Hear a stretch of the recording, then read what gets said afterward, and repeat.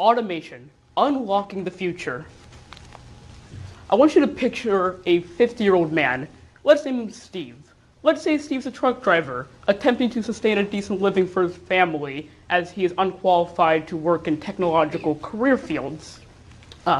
He's afraid that his ex-wife, Karen, will claim full custody of his children, decimating all of his visitation rights.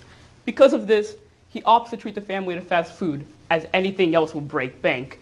The pandemonium of his children arguing, accompanied by the teenager failing to write down his order as he patiently idles in the drive-thru, is intolerable.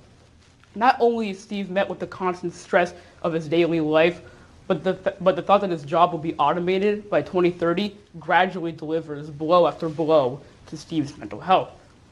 Unfortunately, millions of Americans face this exact same situation, even the Karen part, every single day. A study from the U.S. Bureau of Labor Statistics and the McKinsey Global Institute projects that 75 to 375 million workers globally will need to switch into alternate occupational categories by 2030 due to automation.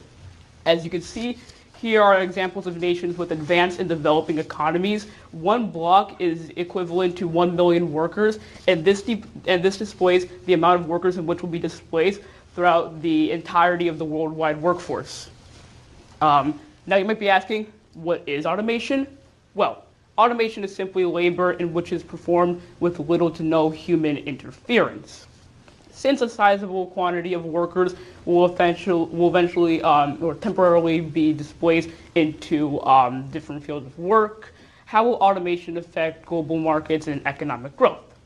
Good afternoon. My name is Aiden Rosa, and I would like to discuss the concerns of human job displacement in today's continuously automated world and the important role schools will play in combating automation. Even though some workers will be laid off in this new age without the ability to find a similar job, automation will open up new opportunities and demands in which will accommodate to the upcoming generations of workers. To combat the woes of automation, I expressed the need to supply advanced education suitable for our fluctuating occupational needs to students in public schools. This will in turn steer students away from the unfortunate adversities untrained workers like Steve must encounter. With automation being a larger factor in the manufacturing sectors and fields of unskilled work, it is imperative that schools adapt and implement more educational electives in which focus on technology, math, sciences, and even various trade school opportunities in which will not be automated anytime soon. These electives can explore the fields of enhanced STEM programs and numerous skilled work opportunities. So fulfilling the desire for a robust economy through technological development became predominantly noticeable during the 20th century. According to the U.S. Department of Labor, the United States was obligated to satisfy the demands of the expanding youth of Americans while rivaling Soviet mechanical and scientific achievements. Championing such ideals, President John F. Kennedy proposed that Congress appropriate additional funding to public elementary and secondary schools, which would potentially cultivate students to want to pursue progressive mathematical and technical fields throughout the Cold War. President Kennedy proudly exclaimed, "We stand today on the edge of a new frontier, the frontier of the 1960s, a frontier of unknown opportunities and perils, a frontier of unfulfilled hopes and threats." This exact quote is a little bit more extended, but basically that is what the whole entire quote is trying to capture. So, comparably to our efforts in advancing the public school systems in the 1960s, we are at the crossroads of extensive political, social, and technological changes.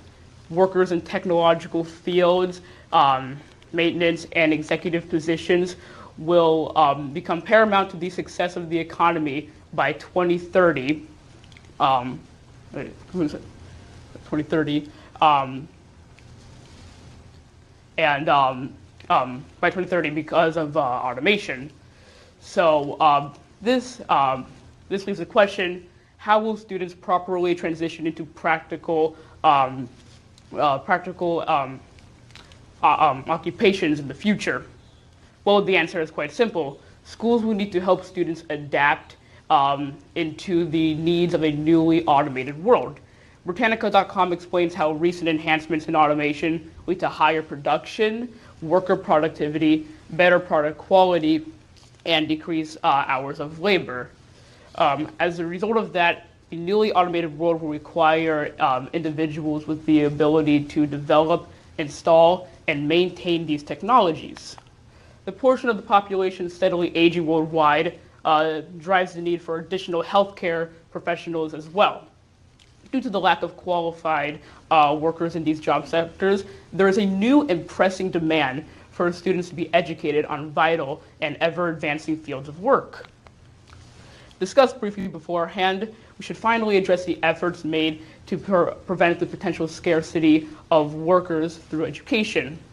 These changes in policy will be difficult to implement. However, the United States has several departments in which are up to the task.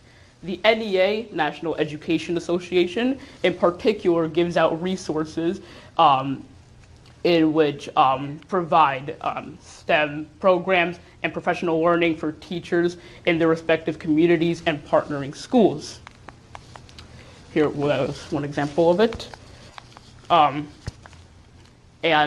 Such programs will encourage students to build personal bonds with science, technology, education, and mathematics by incorporating STEM learning in academic careers, professional endeavors, and their daily lives.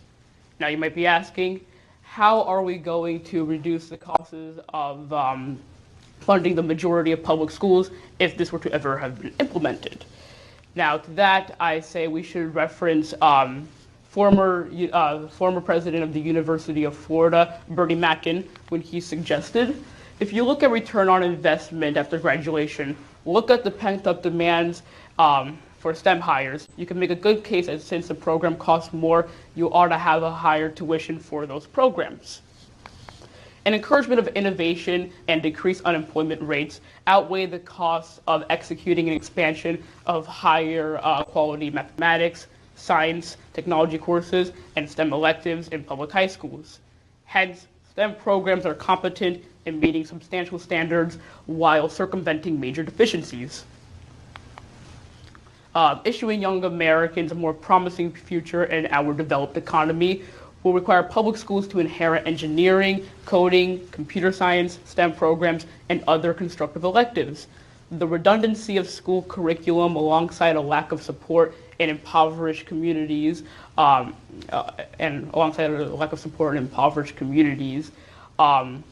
create or fabricate an unhealthy atmosphere for learning.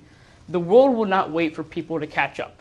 Automation will come, and as a people, we should not only be prepared for it, but we must embrace it and advance our workforce in a way that does not curb progression, but rather complements and supports it. Thank you.